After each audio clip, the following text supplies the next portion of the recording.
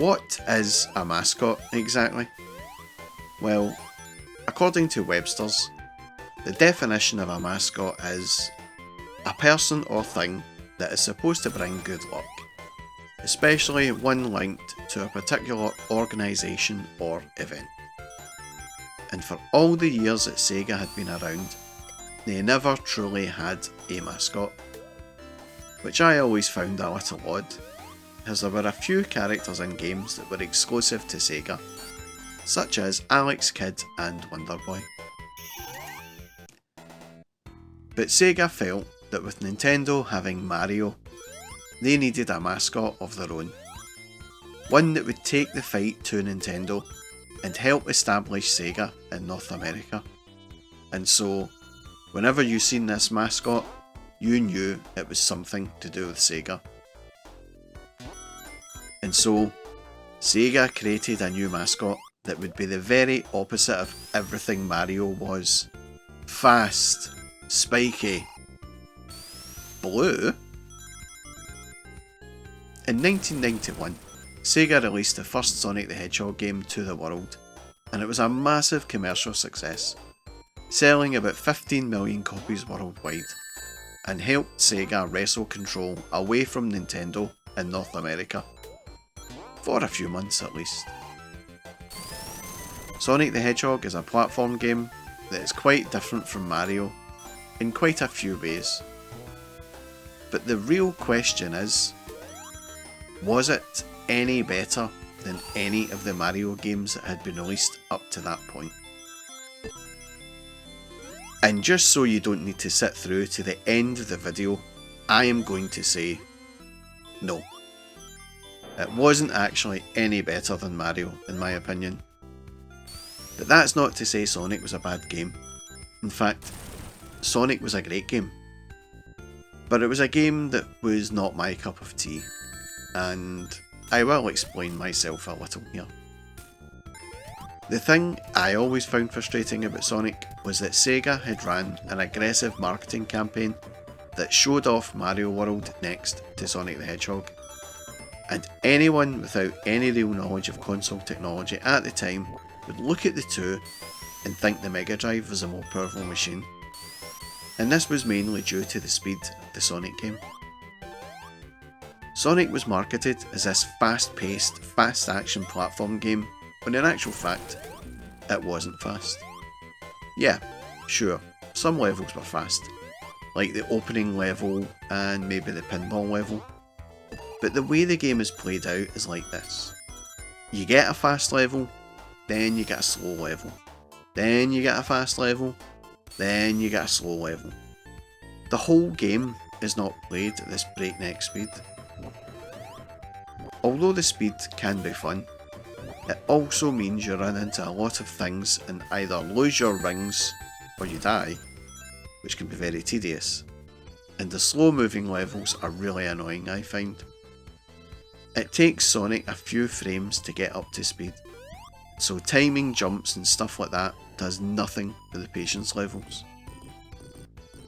The whole game as well has very little replay value in my opinion. Mario has all these hidden levels, side challenges and the like, but Sonic has nothing else to offer. You complete the game and you can replay it to get all the crystals, or you can just leave it. And I think that's what most people do. They just leave it once they complete it.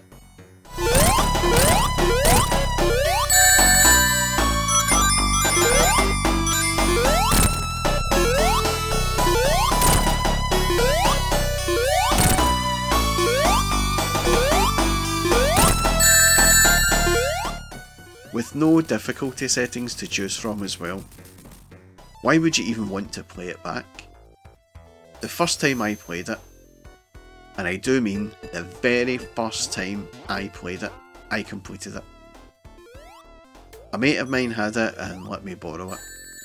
He was reluctant as he didn't really like lending me games for some reason, and I could never figure out why.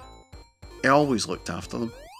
I never crinkled up the manual or left sticky jam fingerprints on the box or anything. But anyway, he lent it to me, And that very night, I completed it.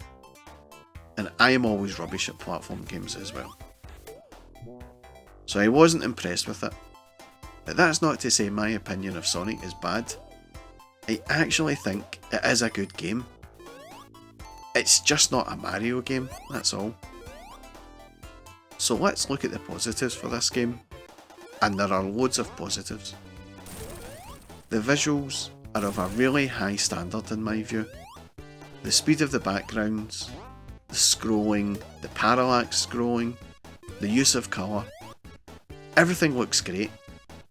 This checkerboard effect on the first level helps with the sense of speed, and I love the way Sonic's legs move round in this circle when sprinting, kind of like the Roadrunner.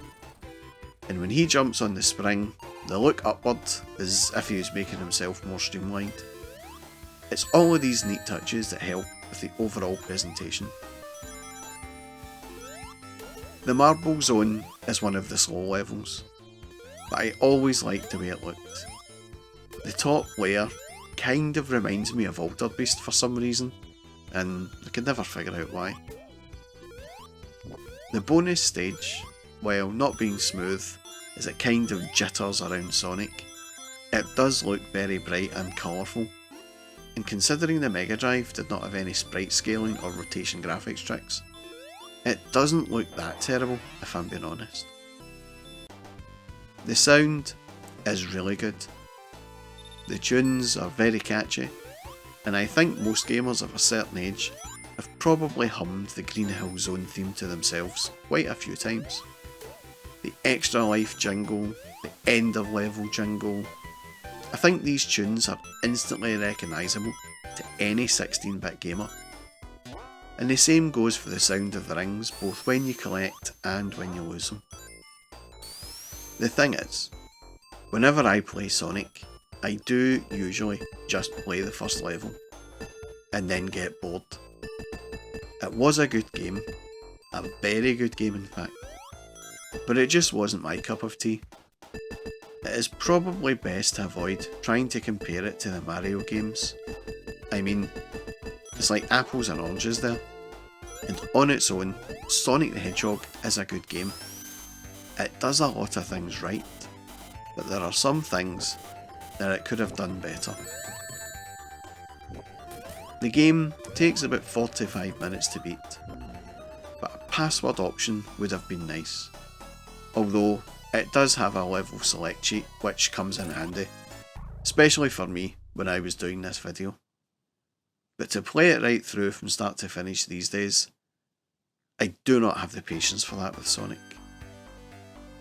But overall, Sonic the Hedgehog is a very good game on the Mega Drive, and it helped Sega a lot during the console wars. Just don't be expecting anything with any kind of deep gameplay or replay value, that's all. And that was my look back at Sonic the Hedgehog. If you like this video, then please do give me a thumbs up and a sub, or maybe even a comment or two below about your memories of Sonic the Hedgehog. That's all from me folks. Thanks for watching.